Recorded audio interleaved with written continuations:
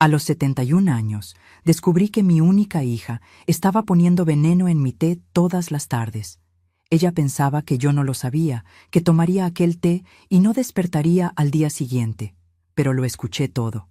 Y decidí que no moriría como una tonta. Pero antes de continuar, checa si ya estás suscrito al canal y escribe en los comentarios. ¿Desde dónde estás viendo este video? Nos encanta saber hasta dónde están llegando nuestras historias. Nunca imaginé que el dolor más profundo de mi vida vendría de las manos de quien cargué en mi vientre por 9 meses. Mi nombre es Lupita, tengo 71 años, y durante toda mi existencia creí que el amor de madre era la cosa más pura e incondicional del mundo. Descubrí, de la peor forma posible, que ese amor puede no ser correspondido de la misma manera. Era un martes cualquiera de noviembre cuando mi mundo se derrumbó. Había ido al baño después de la comida, como siempre hacía. Sufro de problemas en la vejiga desde hace algunos años, así que esas idas y venidas se volvieron parte de mi rutina. Al volver por el pasillo, escuché voces que venían de la cocina. Mi hija Jimena estaba hablando con su esposo, Ricardo. «Ya lo puse en su té», escuché decir a Jimena, con una voz tan fría que no parecía la suya. «En 2 o 3 días, su cuerpo ya no va a aguantar. El médico dirá que fue el corazón. Nadie sospecha de nada cuando una vieja de 71 años muere de un infarto». Mis piernas temblaron. Me apoyé en la pared para no caerme. Mi corazón se aceleró de una forma que nunca había sentido, ni cuando perdí a mi esposo hace 10 años, ni cuando descubrí que tenía diabetes. Era un dolor diferente, que empezaba en el pecho y se extendía como fuego por todo el cuerpo. «¿Estás segura de que va a funcionar?», preguntó Ricardo. Su voz era baja, pero yo podía escuchar cada palabra con una claridad aterradora. «Sí, investigué bastante. Es un producto natural, nadie lo va a detectar. Y con su edad, el historial de presión alta y diabetes va a parecer muerte natural», respondió mi hija con una frialdad que me hizo cuestionar si realmente la conocía. Me quedé allí parada, recargada en la pared del pasillo, incapaz de procesar lo que estaba escuchando. Jimena. Mi Ximena. La niña que arrullé en mis brazos durante noches enteras cuando tenía cólicos. La niña que llevaba a la escuela todos los días, bajo la lluvia o el sol de Monterrey. La adolescente por la que trabajé en 2 empleos para poder pagarle una universidad privada. Aquella mujer estaba planeando matarme. «¿Y el testamento?», continuó Ricardo. «¿Estás segura de que todo está en orden?». «Ya lo revisé 3 veces.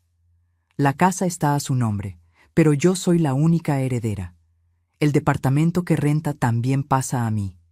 Y están sus ahorros, que deben ser unos 700,000 pesos. Con eso, podemos liquidar las deudas y todavía sobra para remodelar nuestra casa. 700,000 pesos. Ellos pensaban que solo tenía eso guardado. Mal sabían que, durante todos estos años trabajando como costurera, haciendo ropa a la medida para clientas particulares en San Pedro Garza García, había logrado juntar mucho más. Tenía inversiones que ellos desconocían, una cuenta de ahorros en otro banco, algunas joyas de familia que mi madre me dejó. Pero lo que me dolía no era el dinero, era saber que, para mi hija, mi vida valía exactamente el precio de mi herencia. Volví a mi cuarto en silencio, como un fantasma en mi propia casa. Cerré la puerta despacio y me senté en la orilla de la cama. Mis manos temblaban tanto que apenas podía sostenerlas. Miré el buró al lado de la cama, donde estaba la taza de té que Jimena me había preparado media hora antes.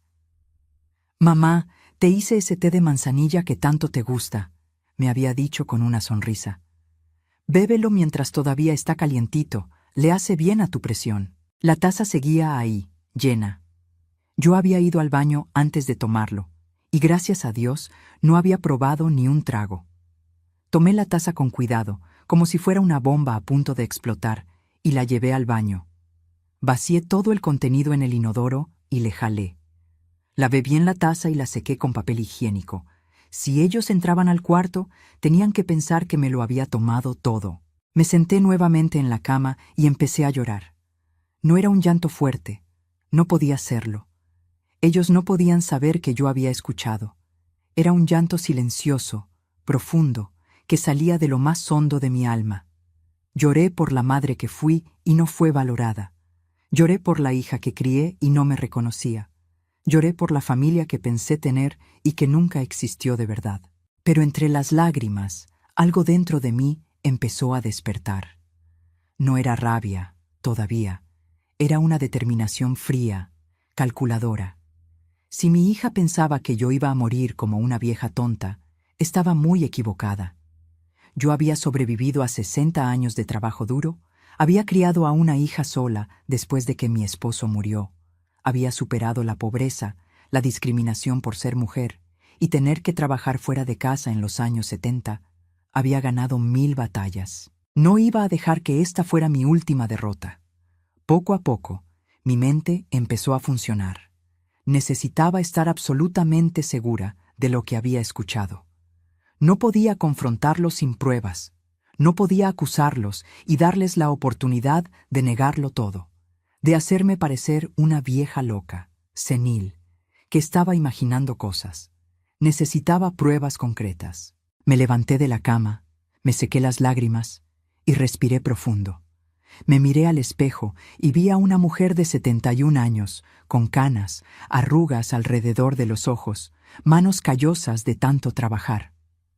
Pero también vi fuerza en esos ojos. Vi resistencia. Vi a una sobreviviente. Abrí el cajón de mi cómoda y saqué una libretita vieja donde solía anotar recetas. Empecé a escribir. Fecha, hora, lo que había escuchado, palabra por palabra. Cada detalle era importante. Después, guardé la libreta en el fondo del cajón, debajo de mi ropa interior. Ellos nunca buscarían ahí. Cuando salí del cuarto, 15 minutos después, tenía la cara lavada y una expresión serena. Encontré a Jimena en la sala, viendo la tele. «Mamá, ¿te tomaste el té?», me preguntó sin quitar los ojos de la pantalla. «Sí, hija, estaba riquísimo, muchas gracias». «Qué bueno, te lo voy a hacer todos los días, le hace bien a tu salud». «Le hace bien a mi salud». Las palabras resonaron en mi cabeza con un significado completamente diferente. Me senté en el sillón y fingí ver la novela con ella, pero mi mente iba a 1000 por hora. Cada mirada que Jimena me lanzaba, cada palabra que decía, todo tenía un nuevo significado ahora. Estaba viendo a mi hija con ojos completamente nuevos. Ricardo llegó de la calle poco después. Me saludó con un beso en la mejilla, como siempre hacía. «¿Qué tal, doña Lupita? ¿Cómo se siente hoy?» «Bien, hijo, un poco cansada, pero nada del otro mundo. Tiene que descansar más. A su edad, es importante cuidar la salud». A mi edad. Como si 71 años fuera una sentencia de muerte. Como si yo ya debiera estar con un pie en el hoyo, facilitándoles el trabajo. Cenamos juntos esa noche, como hacíamos todas las noches. Ellos vivían conmigo desde que se casaron, hace 5 años. En ese entonces pensé que sería bueno tener compañía, no quedarme sola en esa casa tan grande en la colonia Vista Hermosa. Ahora entendía que había sido un error que podría costarme la vida. Durante la cena, observé cada movimiento de ellos. La forma en que Jimena cortaba mi comida en trozos más chicos, porque es más fácil para que usted mastique, mamá. La forma en que Ricardo siempre se ofrecía a traer mi medicina. «Deje que yo voy, doña Lupita, usted quédese sentada». Todo lo que antes parecía cuidado y cariño, ahora revelaba otras intenciones. ¿Cuántas veces lo habían intentado antes? ¿Cuántas veces pusieron algo en mi comida, en mi bebida, en mi medicina, y yo simplemente no me di cuenta?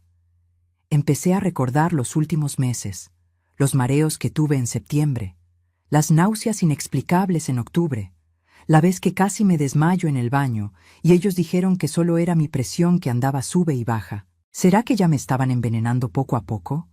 ¿Será que el plan era viejo y yo apenas lo descubría ahora que estaban acelerando el proceso? Esa noche fue la más larga de mi vida. Me acosté en la cama, pero no pude dormir. Me quedaba imaginando cómo sería si me hubiera tomado aquel té. Sentiría dolor. ¿Cuánto tiempo tomaría? Fingirían tristeza cuando me encontraran muerta. ¿Llamarían a la ambulancia desesperados, actuando el papel de hija y yerno devastados? A la mañana siguiente, desperté con una decisión clara en la cabeza. No iba a morir, y no iba a dejar que ellos ganaran este juego. Pero para eso, necesitaba ser más lista que ellos.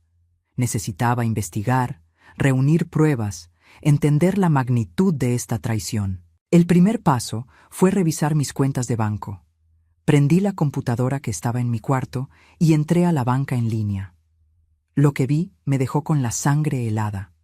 En los últimos 6 meses se habían hecho retiros pequeños, de 2,000 a 5,000 pesos, siempre con algunos días de diferencia. Transferencias que yo no reconocía. En total, casi 60,000 pesos habían desaparecido de mi cuenta. ¿Cómo fue esto posible? Yo siempre fui cuidadosa con las contraseñas, pero entonces recordé. Jimena tenía acceso a mi computadora. Ella siempre decía que necesitaba usarla porque la suya estaba lenta, que necesitaba imprimir unos papeles del trabajo. Ella había visto mis claves, las había anotado, y me estaba robando desde hacía meses. No eran solo asesinos en potencia, eran rateros. Me venían robando poco a poco, mientras planeaban mi muerte para quedarse con el resto. Imprimí todos los estados de cuenta y los guardé en una carpeta escondida en mi closet. Después, cambié todas mis contraseñas. Puse claves complejas que ellos jamás adivinarían. Si intentaban hacer más retiros, no iban a poder. Al día siguiente, cuando Jimena me ofreció el té de la tarde otra vez, lo acepté con una sonrisa. Gracias, hija. Eres tan atenta conmigo. No es nada, mamá. Usted se merece todos los cuidados del mundo. Llevé la taza al cuarto y vacié el contenido en un frasquito que había separado especialmente para eso. Necesitaba pruebas físicas. No sabía todavía cómo le iba a hacer para analizar eso, pero sabía que tenía que guardarlo. Durante el resto de esa semana, establecí una rutina. Todas las tardes, Jimena preparaba el té. Todas las tardes, yo fingía tomarlo y guardaba el líquido en frascos diferentes, cada uno con la fecha. Al final de la semana, tenía 7 muestras. También empecé a poner atención en todo lo que comía y bebía. Empecé a consumir solo alimentos que yo misma preparaba o que veía cómo se preparaban de principio a fin. Cuando Jimena me ofrecía algo, lo aceptaba, pero discretamente me deshacía de ello después. Tirar comida dolía, pero mi vida dolía más. En la segunda semana, después del descubrimiento, me armé de valor e hice algo que nunca imaginé que haría. Contraté a un detective privado. Encontré un anuncio en Internet de un profesional discreto que hacía investigaciones familiares en la Ciudad de México. Agendé una cita en un café lejos de mi casa. El detective era un hombre de unos 50 años, apariencia común, el tipo de persona que olvidas a los 2 minutos de verla. Perfecto para su chamba, me imaginé. Le conté toda la historia. Él me escuchó sin interrumpir, solo anotando algunos puntos en una libreta chica. «¿Qué quiere que investigue exactamente, señora?», me preguntó cuando terminé. «Quiero saber si tienen deudas. Quiero saber a dónde se está yendo el dinero que me robaron. Quiero saber si ya consultaron abogados sobre el juicio sucesorio. Quiero saber todo sobre sus vidas que claramente no sé. ¿Y sobre las sustancias en el té? ¿Quiere que las mande a analizar? ¿Puede hacer eso? Conozco un laboratorio particular que hace ese tipo de análisis. Sí, le va a costar unos 6,000 pesos por muestra». 6,000 pesos. Era caro, pero mi vida valía más que eso. Quiero que analice 3 muestras, las más recientes. ¿Y si da positivo a veneno? Ahí usted me dice qué hacer. Le entregué los 3 frascos, junto con una lista de todo lo que sabía sobre Jimena y Ricardo. Dirección del trabajo, placas de los carros, nombres completos, CURP, todo. «Voy a necesitar una semana», dijo él. «Me vuelvo a poner en contacto». Esa semana tuve que hacer el papel de mi vida, actuar normal, platicar con ellos como si nada hubiera pasado, aceptar el maldito té envenenado y fingir que me lo tomaba. Cada día era una tortura psicológica. Jimena empezó a comentar que me veía más pálida, más cansada. «Mamá, creo que debería ir al doctor. No se ve muy bien. Claro que quería que fuera al doctor. Así, cuando apareciera muerta, ya habría historial reciente de consultas, de estarme sintiendo mal. Todo muy bien planeado.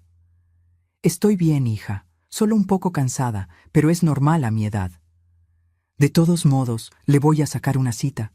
Es importante hacerse un chequeo seguido. Me sacó la cita con mi doctor de siempre, el doctor Alberto, un señor de unos 60 y tantos años que me atendía en el Hospital Muguerza desde hacía más de una década. En la consulta, una semana después, me hizo los exámenes de rutina. Doña Lupita, sus exámenes están normales, la presión un poquito alta, pero nada de qué preocuparse. La diabetes controlada, usted está muy bien para su edad. Doctor, ¿le puedo hacer una pregunta? Me arriesgué. Si una persona de 71 años muriera de un infarto, ¿ustedes pedirían autopsia? Me miró con una expresión extraña. Depende. Si la persona tenía historial cardíaco, diabetes, hipertensión y vivía sola o con familia, probablemente no. A menos que hubiera algo sospechoso. ¿Por qué la pregunta, doña Lupita? Solo curiosidad. Vi un programa en la tele sobre eso, pero yo sabía que se había quedado con la duda. Tal vez eso fuera bueno. Tal vez, si algo me pasaba, él se acordaría de esta plática. 7 días después de la cita con el detective, me llamó. Doña Lupita, necesito hablar con usted en persona. ¿Puedo ir a su casa? No, prefiero que nos veamos fuera. ¿En el mismo café de antes? Claro, mañana a las 10. Esa noche, le avisé a Jimena que había quedado de verme con una antigua compañera de trabajo para echar el chisme. Ni me peló. Solo asintió con la cabeza mientras le movía al celular. El detective llegó puntual. Traía una carpeta gorda con documentos. Doña Lupita, tengo buenas y malas noticias. ¿Cuáles quiere primero? Las malas. Las 3 muestras de té dieron positivo a digitálicos en dosis tóxicas. Es un compuesto que se encuentra en algunas plantas, como la dedalera. En dosis chiquitas se usa como medicina para el corazón. En dosis grandes causa arritmia, paro cardíaco. Y es casi indetectable en autopsias comunes, especialmente en personas con historial de problemas del corazón. Mis manos empezaron a temblar. Yo lo sabía, pero escuchar la confirmación era diferente. ¿Y las buenas noticias? Están hasta el cuello de deudas. Su hija tiene 2 tarjetas de crédito a tope, sumando casi 300,000 pesos. Su esposo tiene un préstamo de nómina que le quita el 40% de su sueldo. Han dejado de pagar la mensualidad del carro 3 veces en los últimos 6 meses. Y hay más. Visitaron 4 inmobiliarias diferentes en las últimas semanas, preguntando cuánto vale su casa. Abrió la carpeta y me enseñó fotos. Jimena y Ricardo entrando y saliendo de inmobiliarias. Documentos enseñando las deudas, estados de cuenta de tarjetas con compras de ropa cara, restaurantes, viajes a Cancún. Han estado viviendo por encima de sus posibilidades durante años, continuó el detective. Y usted ha sido su banco. Los 60,000 que desaparecieron de su cuenta se usaron para pagar abonos de tarjetas. Pero no fue suficiente, necesitan más, mucho más. Y matándome lo tendrían todo. Exactamente. También descubrí que su hija buscó a un abogado especialista en herencias hace 2 meses. Quería saber cómo agilizar el trámite en caso de muerte natural. Agilizar el trámite. Como si yo fuera solo un estorbo burocrático entre ellos y el dinero. ¿Qué quiere hacer usted con esta información?, preguntó el detective. Respiré profundo. Aún no lo sé, pero necesito pensarlo bien. ¿Puede guardar todas estas pruebas en un lugar seguro? Ya saqué copias de todo. Tengo un original y le dejo otro a usted. ¿Y doña Lupita? Sí. Tenga mucho cuidado. La gente desesperada hace cosas desesperadas. Si se dan cuenta de que usted ya sabe... No tuvo que terminar la frase. Yo entendía perfectamente el peligro que corría. Volví a casa ese día cargando el peso de una verdad insoportable.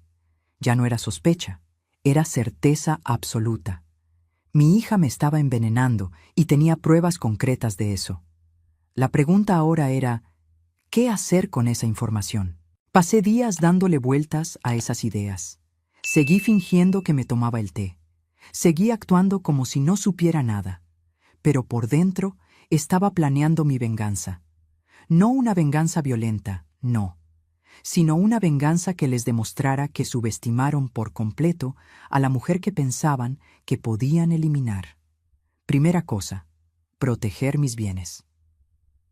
Agendé una cita con mi abogado, el licenciado Mauricio, un profesional que conocía desde hacía años y en quien confiaba plenamente. Doña Lupita, ¿quiere hacer algunos cambios en su testamento?, me preguntó cuando le expliqué vagamente que quería revisar mis papeles. Quiero hacer más que eso. Quiero proteger todo lo que tengo. Le conté la historia completa. Le enseñé las pruebas. Vi el impacto en su cara. Válgame Dios, doña Lupita, tiene que denunciar esto de inmediato. Voy a denunciar. Pero primero tengo que protegerme. Si algo me pasa antes de que actúe, quiero que ellos no reciban absolutamente nada. Trabajamos juntos en los cambios. Primero, transferí la mayor parte de mi dinero a una cuenta en otro banco, a nombre de una empresa fachada que creamos. Era legal, solo una forma de proteger los recursos. Segundo, cambié el testamento.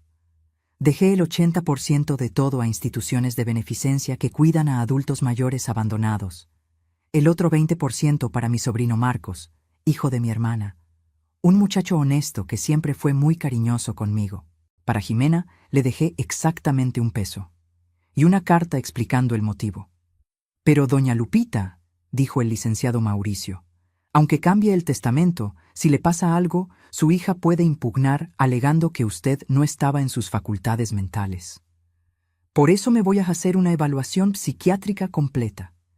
Quiero que quede documentado que estoy perfectamente lúcida y capaz. Y así lo hice. Pasé por 3 psiquiatras diferentes, todos certificando mi perfecta salud mental. Guardé todos los dictámenes con el licenciado Mauricio. La segunda parte del plan era más delicada. Quería pescar a Jimena y Ricardo con las manos en la masa, con pruebas irrefutables que ni el mejor abogado del mundo pudiera pelear. Compré cámaras escondidas por internet, diminutas, imposibles de detectar. Instalé una en la cocina, disfrazada en un reloj de pared. Otra en la sala, dentro de un portarretratos. Una tercera en el pasillo. Todas grababan video y audio en alta definición, guardando todo automáticamente en la nube. Me tomó 2 semanas instalar todo discretamente. Jimena y Ricardo no tenían idea de que cada movimiento suyo estaba siendo grabado. Y entonces, esperé. No tardó mucho. Un jueves por la tarde, mientras yo supuestamente dormía en mi cuarto, las cámaras captaron todo. Jimena estaba en la cocina, preparando mi té. Ricardo entró. ¿Cuánto tiempo más vamos a tener que estar haciendo esto?, preguntó él, claramente de malas. No sé, ya se debería haber muerto. No entiendo por qué está aguantando tanto. ¿Estás segura de que estás usando la dosis que es? Sí, investigué mucho. Tal vez es más fuerte de lo que parece. O tal vez no se lo está tomando. Hubo un silencio. Sentí un escalofrío en la espalda, incluso viendo la grabación después. Estaban empezando a sospechar. Imposible, dijo Jimena finalmente. La veo tomándoselo casi todos los días, y cuando no la veo, la taza está vacía después. Pues súbele a la dosis. Ya me cansé de esto. Las deudas siguen creciendo. Necesito el dinero ya. No puedo subirle mucho. Puede dejar rastro en la autopsia. ¿Cuál autopsia? Tiene 71 años, diabetes, presión alta. Nadie va a pedir autopsia. Como sea, me voy a quedar con la dosis. Unas semanas más y ya queda. Unas semanas más. Estaban hablando de mi muerte con la misma naturalidad de quien planea un viaje a Puebla. Después de esa grabación, supe que tenía que actuar rápido. No podía esperar mucho más. Se estaban desesperando, y la gente desesperada comete errores. O peor, toma medidas drásticas. Hablé otra vez con el licenciado Mauricio. Le enseñé las grabaciones. Doña Lupita, esto es más que suficiente para una denuncia penal. Usted tiene pruebas materiales, análisis toxicológicos, videos. Van a ir a la cárcel. Lo sé. Pero antes de denunciar, quiero hacer algo. ¿Qué cosa? Quiero que sepan que ya los descubrí. Quiero ver su reacción. Quiero que sientan lo que yo sentí cuando descubrí que mi propia hija me quiere matar. Doña Lupita, eso puede ser peligroso. Si saben que usted sabe... Por eso lo voy a hacer en un lugar público, con testigos, y justo después me voy directo a la policía. Planeé todo con mucho cuidado. Agendé una comida familiar en un restaurante en Polanco, un lugar que a Jimena le encantaba, pero al que casi no íbamos porque era carísimo. Dije que quería celebrar mi cumpleaños por adelantado, que quería hacer algo especial con ellos. Jimena se sorprendió, pero se puso contenta. «Mamá, qué buena idea, nos va a encantar». Lo puse para un domingo, 2 semanas después. Eso me dio tiempo de organizar todo. Le avisé al licenciado Mauricio, le avisé al detective, le avisé a mi sobrino Marcos. Todos sabían lo que iba a hacer y estarían preparados para las consecuencias. En esas 2 semanas, seguí con la rutina. Seguí fingiendo que me tomaba el té. Pero también empecé a actuar de forma diferente. Más fría, más distante. Quería que sintieran que algo había cambiado, aunque no supieran exactamente qué. «Mamá, ¿todo bien?», me preguntó Jimena unos días antes de la comida. La noto rara. «Estoy bien, hija», solo pensativa, reflexionando sobre la vida, sobre las decisiones que tomamos. ¿Qué tipo de decisiones? Todas. La decisión de ser madre, de confiar en la gente, de creer que el amor de familia es más fuerte que cualquier cosa. Vi una sombra de preocupación pasar por su cara, pero fue rápido. Se está volviendo filosófica con la vejez. Tal vez finalmente estoy viendo las cosas como son en realidad. Llegó el domingo de la comida. Me puse mi mejor ropa, una blusa azul que Jimena me había regalado la Navidad pasada. La ironía no se me escapó. Me peiné, me puse labial. Quería verme bien para lo que venía. Llegamos al restaurante a las 11:30. Era un lugar muy bonito, con manteles blancos y meseros de uniforme. Jimena y Ricardo estaban animados. Pensaban que solo era una comida, una celebración de mi cumple. Pobres de ellos. Pedimos la comida, platicamos de cosas sin importancia. Ellos contaron del trabajo, de unos amigos que habían visto hace poco. Yo escuchaba todo con una sonrisa educada, esperando el momento justo. Cuando llegó el postre, respiré profundo. Era ahora. «Ximena, Ricardo, hay algo que tengo que platicar con ustedes». «Claro, mamá, ¿qué pasa?» «Primero, quiero que sepan que amo mucho a Jimena. Siempre la amé. Desde el día que nació, le dediqué mi vida entera. Trabajé sin descanso, muchas veces en 2 o 3 empleos, para darle todo lo que necesitaba. Educación, ropa, comida, cariño. Hice todo lo que una madre puede hacer».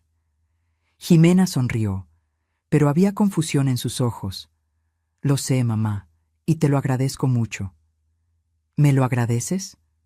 Mi voz salió más fría de lo que planeaba. «¿De veras estás agradecida?». «Mamá, ¿qué está pasando?». Saqué de mi bolsa un sobre. Lo puse sobre la mesa. Hace semanas los escuché hablando en la cocina.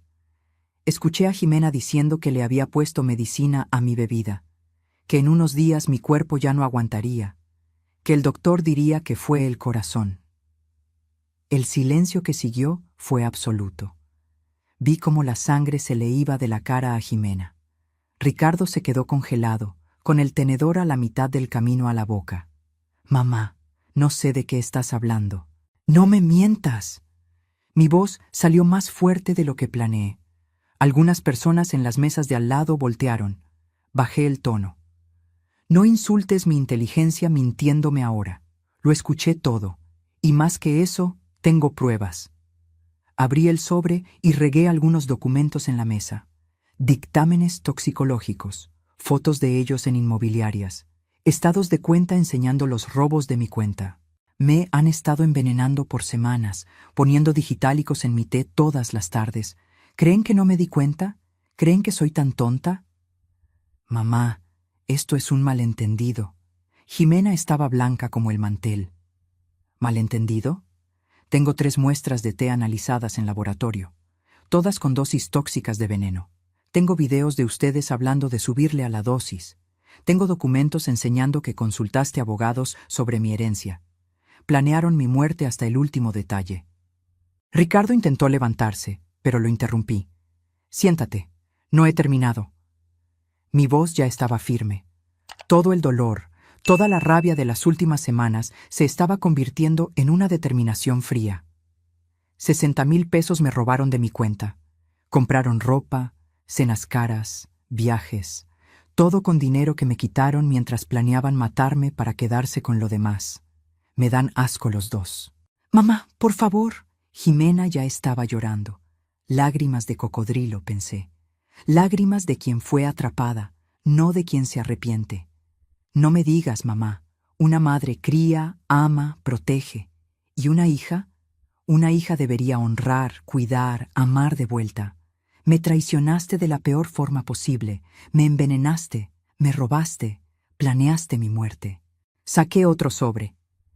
Este es el Nuevo Testamento. Ustedes no van a recibir nada. 0. Todo se va a la caridad y para mi sobrino Marcos. Y cambié todas las claves de las cuentas. No van a poder robarme ni un centavo más. Usted no puede hacer eso. Ricardo finalmente habló con la voz temblando de coraje. Puedo y lo hice. Y más aún, cuando salgamos de aquí, me voy directo a la delegación. Voy a entregar todas las pruebas. Los van a meter a la cárcel por intento de homicidio calificado, fraude, abuso contra adultos mayores. Les pueden dar de 10 a 20 años. Jimena sollozaba fuerte. Mamá, no hagas eso. Por favor. Fue un error. Fue la desesperación, las deudas. ¿Las deudas que ustedes mismos se hicieron por vivir como ricos sin serlo? ¿Comprando cosas que no podían pagar? ¿Y la solución era matarme? Te lo íbamos a pagar todo de vuelta. ¿Matándome? Ximena, escucha lo que estás diciendo. Mi voz se quebró. Por un momento, la madre traicionada habló más fuerte que la mujer vengativa. Eres mi hija, mi única hija. ¿Cómo pudiste? No quería, dijo ella entre sollozos, pero estaba desesperada.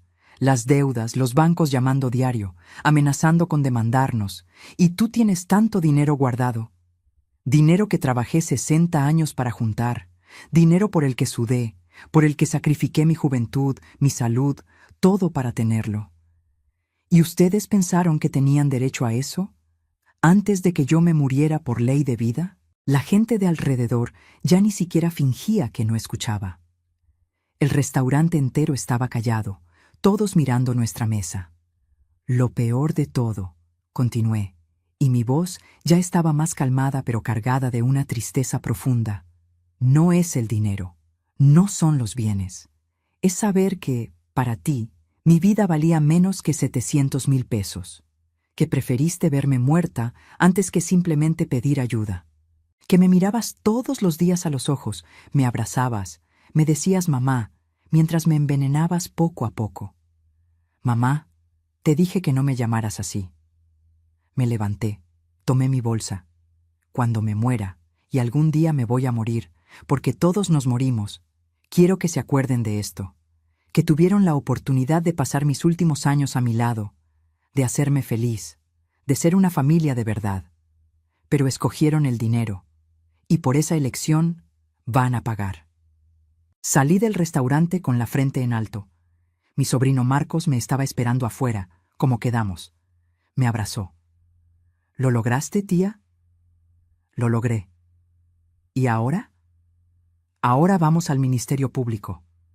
La delegación era un edificio viejo, con las paredes descarapeladas y olor a humedad. Nunca había estado en una antes. Nunca imaginé que un día tendría que estarlo. El fiscal encargado del caso era un hombre de unos 40 años, el licenciado Enrique. Escuchó mi historia con mucha atención, revisando cada papel que puse en el escritorio.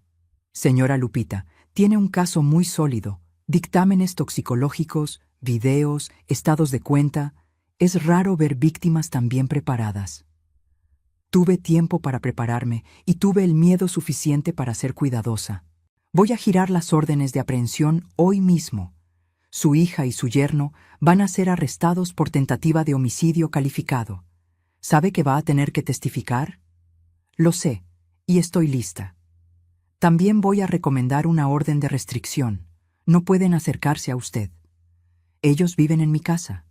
Ya no más. Con la orden de restricción van a tener que salirse de inmediato. Y así pasó. Esa misma noche, la policía fue a mi casa. Ximena y Ricardo fueron arrestados en flagrancia. Ver las esposas en las muñecas de mi hija fue una de las imágenes más dolorosas de mi vida, pero también una de las más necesarias. Se llevaron algunas cosas. El resto se quedó ahí. Después de que se fueron, custodiados por la policía, me quedé sola en esa casa por primera vez en 5 años. El silencio era ensordecedor. Me senté en la sala, mirando a mi alrededor. Cada objeto me recordaba algo. La foto de Ximena de chiquita en la repisa, el sillón que compramos juntas, la lámpara que me regaló un día de las madres. Todo tenía recuerdos. Pero ahora los recuerdos estaban manchados por la traición. Lloré esa noche. Lloré mucho. No por perderlos a ellos de mi vida, sino por perder la ilusión de que tenía una familia. Lloré por la madre que fui y no fue valorada. Lloré por la hija que crié y que se perdió en el camino. Pero entre las lágrimas también había alivio. Estaba viva. Había ganado. No lograron matarme. El proceso penal tomó meses. Hubo audiencias, declaraciones, testigos. El abogado de Ximena trató de decir que ella tenía depresión, que no sabía lo que hacía, que su esposo la influyó. El abogado de Ricardo hizo lo contrario, diciendo que todo fue idea de Ximena. Al final, los dos fueron sentenciados. Ximena recibió 8 años de cárcel. Ricardo recibió 6. También los condenaron a regresarme los 60,000 robados, más daños morales. Un total de 300,000 pesos que yo sabía que nunca iba a ver, pero que al menos quedó por escrito. Mientras el juicio seguía, empecé a reconstruir mi vida. Vendí la casa. Tenía demasiados malos recuerdos ahí. Compré un departamento más chico, más moderno, en una mejor zona. Un nuevo comienzo. También busqué a una terapeuta. Necesitaba procesar todo lo que había pasado, todo el dolor, toda la traición. Las sesiones de terapia fueron fundamentales para recuperarme. Lupita, me dijo mi terapeuta en una sesión, estás de duelo. Estás de duelo por la hija que tenías y que te diste cuenta que nunca existió realmente. Eso es normal. Date permiso de sentir ese dolor. Y lo sentí. Pero también empecé a mirar hacia adelante. Retomé actividades que había dejado. Regresé al coro de la iglesia. Empecé clases de pintura. Adopté a un perrito, un callejero que encontré en un refugio, y le puse Sol. Se volvió mi compañero fiel. También me acerqué más a mi sobrino Marcos. Él tenía 35 años, estaba casado y tenía 2 hijos chiquitos. Empecé a ir a su casa, a participar en la vida de esa familia que me recibió cuando la mía me rechazó. Tía Lupita, me dijo Marcos una vez, eres un ejemplo para todos. Ver tu fuerza, tu capacidad de empezar de nuevo a los 71 años, es inspirador. No tuve otra opción, Marcos. O empezaba de nuevo o me moría, de una forma o de otra. Siempre hay opción. Mucha gente en tu lugar se hubiera rendido, se hubiera dejado amargar. Tú elegiste vivir. Y era cierto. Yo había elegido vivir. No solo sobrevivir, sino realmente vivir. A los 72 años, hice algo que siempre quise pero nunca me atreví. Viajé sola. Agarré un avión para Cancún. Me pasé 2 semanas conociendo playas, comiendo cosas diferentes, platicando con gente nueva. Fue liberador. Descubrí que tenía una vida más allá de ser madre, que mi identidad no estaba solo en haber criado a una hija, sino en ser Lupita, una mujer con sus propios gustos, sus propios sueños, su propia vida. 1 año y medio después del arresto de Ximena, recibí una carta de ella, mandada desde el reclusorio, escrita a mano, 3 hojas con letra temblorosa. Me quedé mirando el sobre mucho tiempo antes de abrirlo. Parte de mí no quería leerla. Parte de mí tenía miedo de lo que pudiera encontrar ahí. Pero la curiosidad ganó. «Mamá», empezaba la carta, y se me apretó el corazón nada más de ver esa palabra. Sé que no tengo derecho a decirte así, sé que no merezco tu atención, y mucho menos tu perdón. Pero tengo que escribir esto. Necesito que sepas que me arrepiento todos los días de lo que hice. Seguí leyendo, con los ojos llorosos. Aquí en la cárcel he tenido mucho tiempo para pensar, para entender de verdad la monstruosidad que planeé. No hay excusas, no hay justificaciones. Fui egoísta, ambiciosa, cruel. Intenté quitarle la vida a la persona que me dio la mía. No hay crimen más grande que ese. Pienso en ti todos los días, en cómo era todo antes, en cómo trabajabas tanto para darme todo, en cómo desperdicié todo el amor que recibí. Entiendo si nunca me puedes perdonar, entiendo si nunca me quieres volver a ver, pero quería que supieras, me arrepiento. Desde el fondo de mi alma, me arrepiento. La carta seguía por 2 hojas más, detallando su arrepentimiento, contando cómo la cárcel había cambiado su forma de ver las cosas, cómo ahora veía claramente el error que cometió. Doblé la carta despacio. No lloré. Solo me quedé sentada, pensando. Perdonar. La palabra me daba vueltas en la cabeza. Mi terapeuta me lo había dicho varias veces. Lupita, perdonar no es por la persona que se equivocó, es por ti, para que puedas seguir adelante sin cargar el peso del odio. ¿Pero podía perdonar? ¿Podía perdonar a quien intentó matarme? Me tomó semanas pensarlo. Hablé con mi terapeuta, con el padre de la iglesia, con Marcos.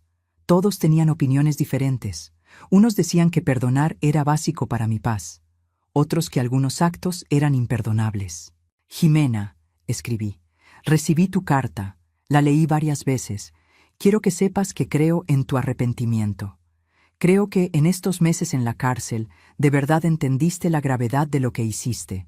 Pero entender no borra las cosas. Arrepentirse no deshace lo hecho. Te perdono. Te perdono porque guardar rencor me está consumiendo por dentro y elijo mi paz mental por encima de todo.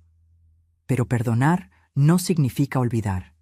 No significa que podamos volver a tener la relación de antes. Porque esa madre y esa hija murieron el día que pusiste veneno en mi té por primera vez. Deseo que reconstruyas tu vida cuando salgas de ahí. Deseo que encuentres un mejor camino, que seas una mejor persona. Pero ese camino no se va a cruzar con el mío. No aceptaré visitas, no tendré contacto. Esta carta es mi despedida. Cuídate mucho, Jimena, y aprende de tus errores. Lupita. Mandé la carta y sentí como si me hubiera quitado un peso enorme de encima. No era una reconciliación, sino un cierre. Era yo dándole vuelta a la página definitivamente. En los meses siguientes me metí de lleno en mi nueva vida. Empecé un negocito de costura en mi casa. Nada grande, solo haciéndole ropa a la medida o a algunas clientas. Era algo que amaba y que me daba un propósito. También me metí de voluntaria en un asilo. Ahí conocí a personas con historias parecidas a la mía. Ancianos que habían sido abandonados por sus familias, explotados por dinero, algunos hasta abusados físicamente. Me di cuenta de que mi historia no era la única. Había una epidemia silenciosa de abuso contra adultos mayores, y la mayoría sufría en silencio. Doña Lupita, me dijo una señora de 78 años en el asilo, usted tuvo suerte de descubrirlo a tiempo. Muchos de nosotros aquí nos dimos cuenta demasiado tarde. Empecé a usar mi historia para ayudar a otros. Di pláticas en centros comunitarios sobre las señales de abuso financiero contra adultos mayores, sobre la importancia de proteger sus bienes, sobre tener el valor de denunciar aunque el abusador sea un familiar. Familia no es quien comparte tu sangre, decía yo en esas pláticas. Familia es quien te ama, te respeta, te valora, y si alguien no hace eso, no merece el título de familia, sin importar los lazos de sangre. Mi historia se empezó a correr. Los periódicos locales sacaron notas. Di algunas entrevistas, siempre con el objetivo de concientizar a otros abuelitos sobre los peligros y sobre sus derechos. ¿No tiene miedo de represalias, señora?, me preguntó un reportero. ¿Represalias de quién? Mi hija está en la cárcel, e incluso si no estuviera, no voy a vivir con miedo. Ya pasé suficiente miedo cuando pensé que me iba a morir envenenada. Ahora vivo libre. Y era verdad. Por primera vez en mucho tiempo me sentía genuinamente libre. A los 73 años pasó algo que nunca esperé. Conocí a alguien. Su nombre era Don Antonio, un viudo de 75 años que iba al mismo coro de la iglesia que yo. Era gentil, educado, de sonrisa fácil y una historia de vida muy interesante. Había sido maestro de historia por 40 años. Empezamos nada más platicando después de los ensayos del coro. Luego me invitó a echar un café. Luego a cenar. Despacio, con cuidado, fuimos construyendo una amistad que se fue convirtiendo en algo más. Lupita, me dijo una noche mientras caminábamos por el parque de la Alameda. ¿Te puedo hacer una pregunta personal? Dime, ¿crees que puedas volver a confiar después de todo lo que pasaste? Lo pensé antes de responder. No lo sé, Antonio. Sinceramente, no lo sé. La confianza se rompió de una forma tan honda, pero tampoco quiero vivir lo que me queda de vida con miedo a todo el mundo. Te entiendo. Yo también pasé por una traición, aunque diferente a la tuya. Mi primera esposa me engañó con mi mejor amigo. Me tomó años volver a confiar en alguien. ¿Y lo lograste? Lo logré. Me casé de nuevo. Fui feliz 20 años hasta que ella falleció de cáncer. Valió la pena cada momento. Nuestra relación avanzó lento, sin prisas. No vivimos juntos. Cada quien mantuvo su departamento, su independencia. Pero pasábamos tiempo juntos, viajábamos, compartíamos comidas, pláticas, vida. Era el tipo de relación que solo se puede tener en la vejez, sin prisas, sin presiones sociales, sin expectativas más allá de la compañía y el afecto sincero. ¿Sabes qué es lo más bonito de ti? Me dijo Antonio una vez. Que transformaste una tragedia personal en fuerza. No te dejaste destruir, te reinventaste. No tuve de otra. Siempre hay opción, Lupita. Tú elegiste vivir. Mucha gente en tu lugar hubiera preferido rendirse. Tenía razón, yo había elegido vivir. Y estaba viviendo al máximo. Mi cumpleaños número 74 fue especial. Marcos organizó una fiesta sorpresa. Juntó a amigos del coro, del grupo de costura, del voluntariado. Antonio estaba ahí, claro. Fue una noche preciosa, llena de risas, de amor, de alegría de la buena. Cuando partí el pastel, miré alrededor y me di cuenta. Esa era mi familia. No por sangre, sino por elección. Gente que me amaba por lo que yo era, no por lo que yo tenía. Un brindis. Marcos levantó su copa. Por la tía Lupita, la mujer más fuerte que conozco, que nos enseñó que nunca es tarde para empezar de nuevo, para elegir nuestra dignidad, para vivir de verdad. Todos levantaron sus copas. Yo estaba llorando, pero eran lágrimas de felicidad. Felicidad real, algo que no sentía hacía mucho. Esa noche, acostada en mi cama con sol enroscado a mis pies, pensé en todo lo que había pasado, la traición, el dolor, el miedo, pero también la superación, el renacimiento, la nueva vida que construí. No me arrepentí de haber denunciado a Jimena. No me arrepentí de haber elegido mi vida por encima del amor de madre, porque me di cuenta de que el amor verdadero nunca me pediría que sacrificara mi vida, mi dignidad, mi seguridad. Jimena salió de la cárcel cuando yo tenía 76 años. Cumplió 5 años y le dieron libertad condicional. Lo supe por Marcos, que estuvo al pendiente del caso. Quiere hablar contigo, tía. No. Dice que cambió, que quiere pedirte perdón. Marcos, deseo que de verdad haya cambiado. Deseo que rehaga su vida, pero no quiero ser parte de esa vida. Yo ya seguí adelante. Ella tiene que hacer lo mismo. Él entendió y respetó mi decisión. Supe que Jimena se mudó a otra ciudad, consiguió un trabajo humilde en una fábrica de ropa. Estaba tratando de reconstruir su vida. Qué bueno por ella, de verdad, pero lejos de mí. Algunos dirán que soy dura, que no tengo corazón, que una madre debería perdonar todo, pero yo digo, perdonar no es olvidar. Perdonar no es volver a poner tu vida en riesgo. Perdonar es soltar la rabia. pero también es poner límites sanos. Y mi límite era claro, no quería a Jimena en mi vida.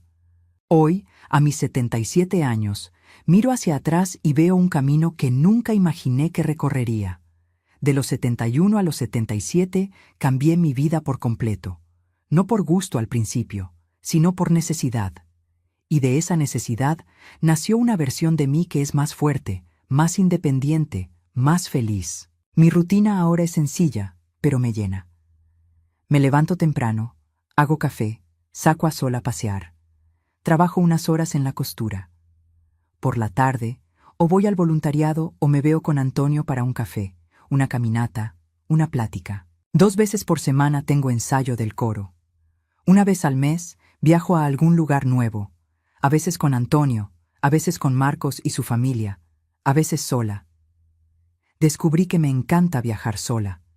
La libertad de hacer lo que quiera, cuando quiera, sin tener que darle explicaciones a nadie. Económicamente estoy tranquila. El dinero que salvé, que protegí, está bien invertido.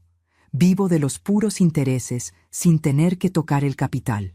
Y cuando me muera, dejaré un legado para las causas que importan, para la gente que de verdad le importo. Aprendí lecciones valiosas en estos 6 años.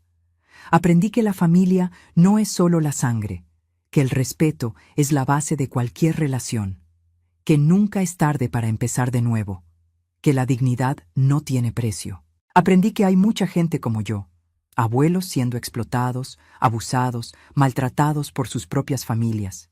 Y aprendí que podemos cambiar eso alzando la voz, contando nuestras historias, animando a otros a que también se protejan.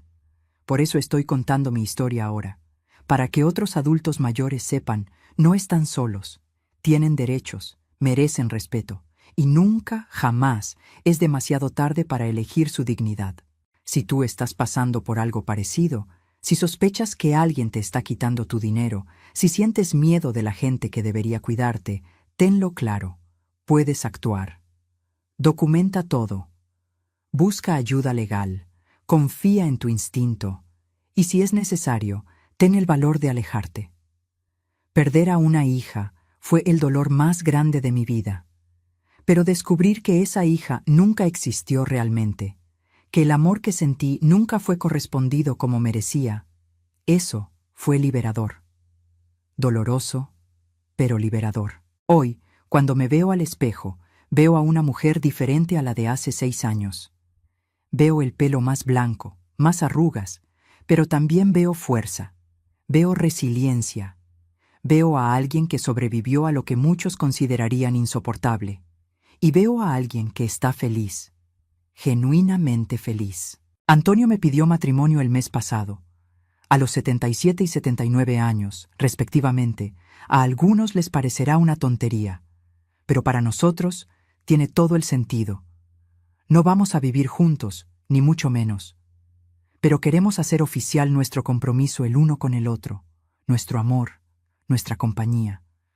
Lupita, me dijo cuando me lo pidió, quiero pasar los años que me queden al lado de alguien que eligió vivir, incluso cuando lo más fácil era rendirse. Alguien que me inspira a ser mejor cada día. Le dije que sí. Y en 3 meses tendremos una ceremonia chiquita, solo para los amigos más cercanos y nuestra familia elegida. A veces todavía pienso en Jimena. Me pregunto cómo estará, si de verdad cambió, si encontró algo de paz. No con nostalgia o ganas de volver a verla, sino con la curiosidad de quien ve la vida de un extraño. Porque eso es en lo que se convirtió para mí, una extraña que comparte mi ADN. Le deseo que le vaya bien, de lejos, pero nuestros caminos no se van a volver a juntar. Y está bien, estoy en paz con eso. Mi mensaje final para quien esté leyendo esta historia. Tu vida vale más que cualquier herencia, cualquier bien material, cualquier relación tóxica, aunque sea de familia. Protégete, valórate.